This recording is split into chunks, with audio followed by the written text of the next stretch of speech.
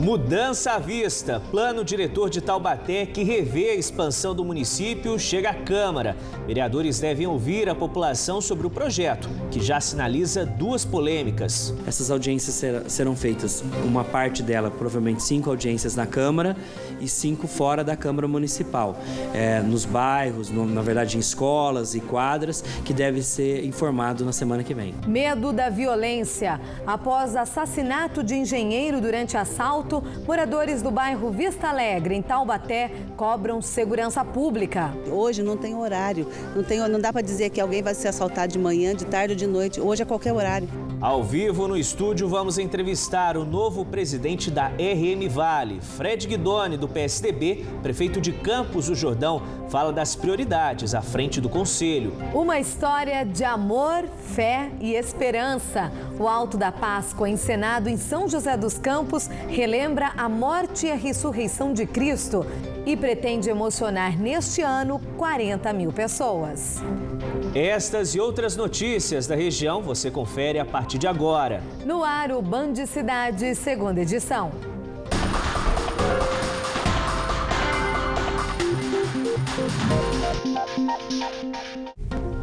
Boa noite para você. Olá, muito boa noite. O desenvolvimento do plano diretor dos municípios sempre causa polêmica, né, Baldin? Para esta gestão, os prefeitos das duas maiores cidades da região parecem empenhados em tirar do papel as leis que direcionam e ordenam, né, o crescimento urbano. Com o documento em mãos, os vereadores de Taubaté começam as discussões sobre o projeto da cidade, enviado pelo prefeito Ortiz Júnior, do PSDB. E a proposta já tem pontos polêmicos, como incluir o bairro do Barreiro na zona urbana e permitir a construção de prédios em bairros como Jardim das Nações. Esta é a minuta com a revisão do Plano Diretor de Taubaté. Nestas páginas estão os princípios, diretrizes e normas que servirão de base para o desenvolvimento do município nos próximos 10 anos. Foram feitas 29 reuniões entre representantes da Prefeitura e entidades de classe, além de 2 audiências públicas para chegar ao texto final. Entre as alterações está a criação de cinturões verdes nos distritos industriais, que passam a ser chamados de zonas de desenvolvimento econômico. É limitar o crescimento desordenado dessas indústrias nesses locais que foram citados.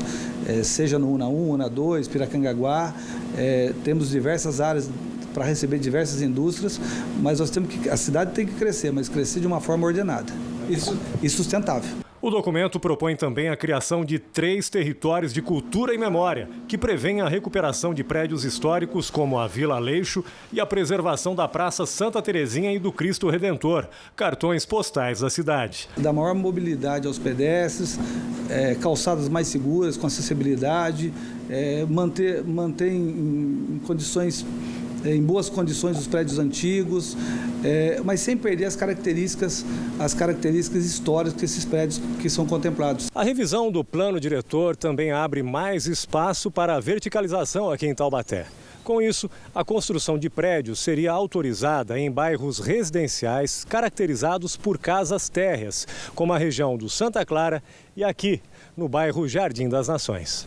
Mas a possibilidade de erguer prédios nessas regiões não agradou muitos moradores. As construtoras têm que investir em bairros novos, né? Uma melhor ordem, deixaria o bairro aqui do jeito que está. Não é questão de boa ou má ideia, é uma questão que Taubaté tem para onde crescer. Nascida e criada no bairro, Cristiane não quer ter arranha-céus como vizinho. Porque vai perder a privacidade aqui do ambiente, o ambiente familiar, gostoso, e vai perder o contato com todos os moradores, né? Vai atrapalhar, aumentar muito o trânsito aqui também. A área da Independência também entra na lista da verticalização. O limite máximo foi fixado em 17 andares, dependendo da região. No bairro Constroem, 3 prédios já foram erguidos e um 4º está em construção. É claro que isso depende do aval da Câmara Municipal, depende da aprovação dos vereadores, se vão manter essa proposta ou deve colocar alguma emenda para incluir ou excluir essa verticalização. As alterações no plano diretor foram pedidas pelo Ministério Público porque o texto aprovado em 2011 não cumpria o Estatuto da cidade. A minuta já está na Câmara. Para o secretário da mesa diretora, a inclusão de bairros rurais na zona urbana, como parte do Pinheirinho e do Barreiro, também deve dar o que falar. Há 2 semanas atrás, aqui na Câmara, teve mais de 100 pessoas, mais de 100 moradores que estão reivindicando a ligação de luz na sua casa, né?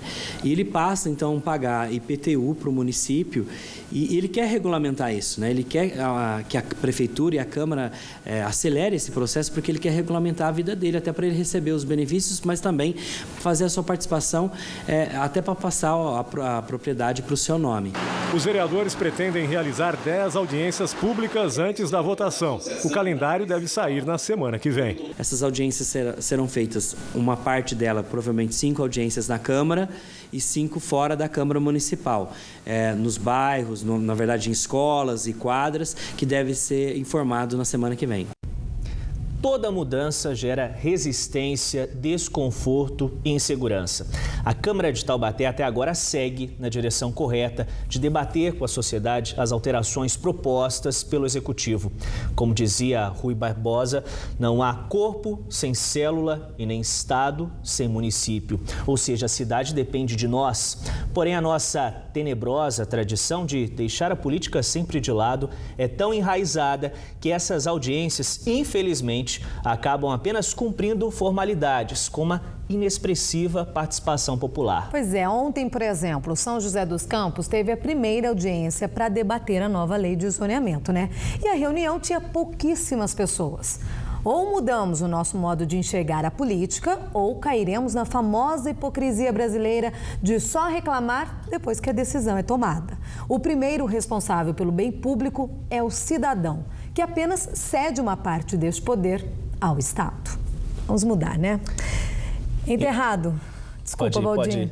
Enterrado nesta tarde no cemitério municipal de Taubaté, o corpo do engenheiro morto ontem durante assalto no bairro Vista Alegre. Os moradores estão assustados e com medo e reivindicam mais segurança no local. Um bairro inteiro de luto. Assim amanheceu o residencial Vista Alegre, em Taubaté, um dia depois do assassinato do engenheiro Marcos Leonel, de 50 anos. A morte dele fez os moradores se mobilizarem por mais segurança. Não temos sossego, a gente tem medo de sair na rua, tem medo de deixar nossas casas abertas, porque a gente não tem sossego. Então, cada dia que passa, mais violência, roubo aqui no nosso bairro. E do fato de ter acontecido ontem com o nosso vizinho Marcos, uma pessoa maravilhosa, né?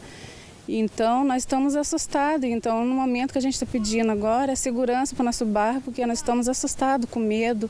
O engenheiro estava nesta obra quando percebeu o assalto na casa ao lado.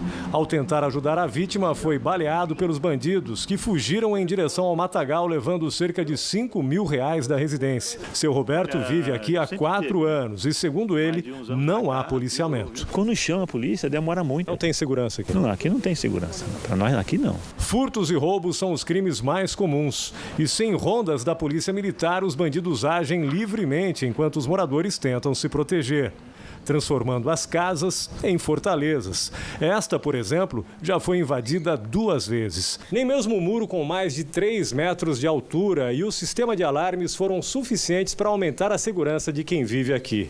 Para evitar ser vítima de uma nova ação dos bandidos, a proprietária resolveu transformar a casa onde mora num ambiente de trabalho. Desde agosto do ano passado, aqui na sala da residência, também funciona um salão de beleza improvisado. Um dia que eu estava trabalhando, entraram na minha casa, levaram algumas coisas e depois disso eu decidi trazer o salão para dentro de casa. Foi a opção que eu tive. Assim você se sente mais segura? Sim, eu me sinto mais segura, mas ao mesmo tempo é limitada no trabalho, porque não é todo mundo que eu posso atender, né? Os moradores se sentem abandonados e, além de mais rondas da Polícia Militar, cobram a instalação de câmeras de monitoramento, porque do jeito que está, o nome Vista Alegre, dado ao bairro, não faz sentido. A câmera do COI, que a gente tem insistido muito, é uma necessidade, gente. Hoje não tem horário, não dá para dizer que alguém vai ser assaltado de manhã, de tarde ou de noite. Hoje é qualquer horário. Policiamento aqui, segurança, porque a gente paga imposto caro para isso e não está tendo.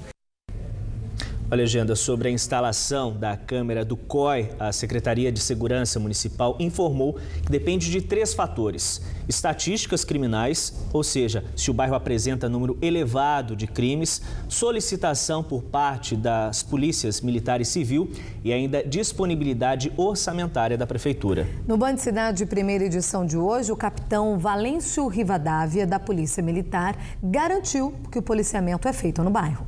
O que muitas vezes as pessoas que ficam dentro da sua residência não vê esse policiamento passar no dia a dia. Então há essa falta de sensação de segurança. O bairro Vista Alegre é um bairro muito novo, né? É um bairro recente, e fazendo uma comparação aí nos 10 primeiros meses de 2017 com o mesmo período de 2016, a gente viu praticamente nenhuma ocorrência registrada.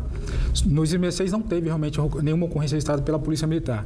Agora, em 2017, apenas um furto, que foi uma flagrância. O policiamento é para toda aquela região, que compreende todo o Bonfim, o Vista Alegre, Chácara das Flores e adjacências. Às vezes, por que acontece uma demora no atendimento? Hoje nós temos aí, a partir de desde ontem, na realidade, a implantação do COI, né, especificamente após o convênio aí, Polícia Militar e Prefeitura Municipal, onde as ocorrências elas vão passar, a partir de agora, a ter a sua triagem. Né? Ocorrências de cunho criminal vão ficar realmente com a Polícia Militar. Caso não seja, ela vai ser direcionada para o órgão específico. A gente dá prioridade para as ocorrências criminais. Então, muitas vezes, e que estão realmente acontecendo, né? Há outras ocorrências de menor potencial, há realmente um pouco mais na demora do atendimento. Mas se for uma ocorrência especificamente criminal e situação realmente de necessidade da viatura, ela desloca imediatamente. Em Roseira, uma adolescente de 17 anos levou um tiro de raspão na cabeça ontem à noite. A polícia contou que estava na região central da cidade quando um homem encapuzado chegou, efetuou o disparo e fugiu. A vítima foi levada ao Hospital Frei Galvão, em Guaratinguetá, e passa bem. Ninguém foi preso. A polícia investiga o que teria motivado o crime. Depois do intervalo, a gente mostra a previsão do tempo para esta quarta-feira. E aqui no estúdio, a gente conversa ao vivo com o prefeito de Campos do Jordão, Fred Guidoni. Ele é o novo presidente da RM Vale. Não saia daí, o Band Cidade volta em instantes. Hora certa para você, 7h01.